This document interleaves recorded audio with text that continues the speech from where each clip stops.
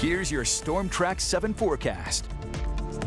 Good afternoon, I'm Storm Track 7 meteorologist Joshua Franson. Winds out of the south today set us up for a similar day to yesterday, keeping us warmer, mostly sunny and dry. They could get up to 15 miles an hour this afternoon, but then they fall off again tonight and shift out of the southwest tomorrow. That wind shift will mark the arrival of a cold front that will move on through. But heading into the afternoon, remaining mostly sunny, might see those cumulus clouds that pop up as we heat up throughout the day. But other than that, still plenty of blue sky to go around. And then heading into the evening hours, we'll start to see those clouds increase across our area.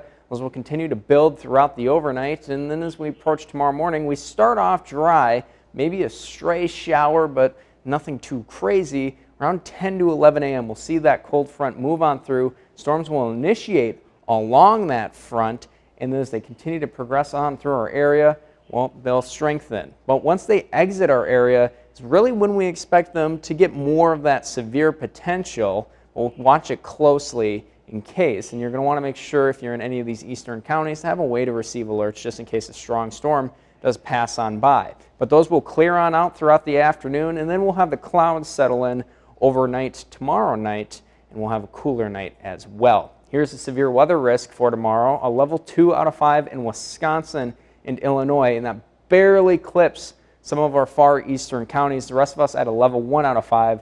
That is because, as stated before, we expect storms to fire up over us and then strengthen as they move out of our area. So in case they do become strong just a little bit early, have a way to receive alerts. The primary threats are heavy rain and of course strong wind gusts. Temperatures today though getting into the mid and upper 80s. Tonight we fall off into the upper 60s and lower 70s. Tomorrow will be in the upper 70s to upper 80s. That front will cause places to cool down after it passes on through. Give us a nice blast of cool air into Thursday, and that will also carry into Friday before we return to the lower 80s this weekend, so still technically below normal, and then we'll return back to what we expect for this time of year next week. But on your city-by-city forecast, storm chance tomorrow, rain possible Thursday morning, very sparse and very low chance. Temperatures will be hanging out in the 70s and lower 70s in some spots, so very cool, very comfortable, less dew points. They'll be in the upper 50s